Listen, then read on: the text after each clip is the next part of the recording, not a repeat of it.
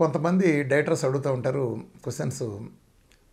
Sir మీరు ఎలాగూ నా దాంట్లో 10% గ్లూకోజ్కి అలౌడ్ ఉంటుంది కదా, అంటే ఇన్ఎవిటబుల్గా మనకి నట్స్ నుంచి కానీ వెజిటబుల్స్ నుంచి కానీ ప్రతి ప్రాసెస్ నుంచి కానీ వచ్చినప్పుడు కార్బోహైడ్రేట్ని అవాయిడ్ చేయడం కుదరదు.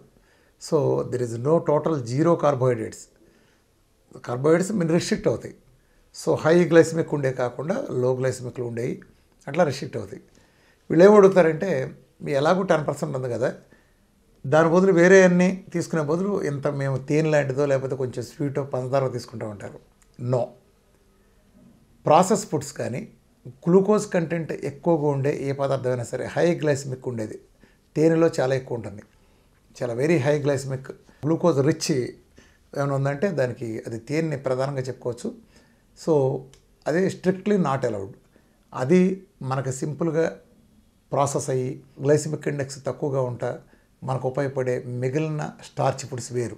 సో నేను ఇన్ఎవిటబుల్గా వచ్చే అంటే ఈ ప్రోటీన్ కోసము లేకపోతే ఈ దీనికోసం ఇన్ఎవిటబుల్గా వచ్చే ఫైబర్ కోసము వచ్చే ఆ ఒక్కదాన్ని నేను యాక్సెప్ట్ చేస్తాను తప్ప నిజానికి అది లేకపోయినా నాకేం ఇబ్బంది లేదు, ఆ కొంచెం గ్లూకోజ్ లేకపోయినా.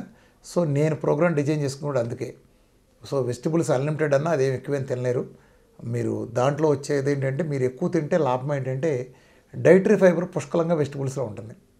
సో మీరు ఆ కార్బోహైడ్రేట్ వచ్చింది అన్న మీరు డైటరీ ఫైబర్ ఒకటి రిచ్ ఉండటంతో అది కొంత మేలు అవుతుంది. అంటే సేమ్ టైం కొద్దిగా గ్లూకోజ్ వచ్చింది అనుకున్నా అది కార్బోహైడ్రేట్ కూరగాయల్లో ఉండేది వేరు, అట్లానే ఒక తేనెలోనో లేకపోతే ఒక పంచదార దీంట్లోనో ఒక కార్న్ సిరప్ లాంటి ఫ్రక్టోజ్ సిరప్ లాంటి అట్లా ఉండేది వేరు. ఇవన్నీ వేరు కాబట్టి మీరు కూరగాయలు నట్స్లో గింజల్లో నేను చెప్పిన ఇన్నోవేటివ్ మినిమం వరకే పరిమితం చేసుకోండి. కాబట్టి మన దాంట్లో నేను స్ట్రిక్ట్గా నేను ఏదైతే ప్రిస్క్రైబ్ చేశానో అది మాత్రమే తీసుకోవాలి తప్ప మీరు దయచేసి సొంతంగా మీరు దాన్ని రీమిక్స్ చేయడానికి దయచేసి లాజిక్లు ఎతకద్దు.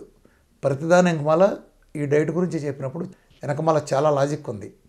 ఇందులో నేను వద్దు అన్నవి కూడా అనేక తినగలిగిన కొన్ని ఉంటాయి, నేను కావాలని కొన్ని చెప్పను.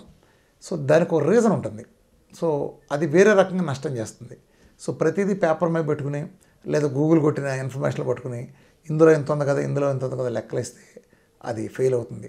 ప్రాక్టికల్గా మన డైట్ మిలియన్ల మంది ఆచరించి సక్సెస్ అయిన డైటు దీని గురించి నాకు స్పష్టంగా తెలుసు కాబట్టి నేను ఏదైతే చెప్పున్నానో గీచిన గీటు దాటకుండా సేమ్ అదే లైన్స్లో వెళ్ళండి తప్ప మీరు దయచేసి సొంత ప్రయోగాలతో ఎటువంటి రీమిక్స్లు చేయొద్దు. Thank you very much.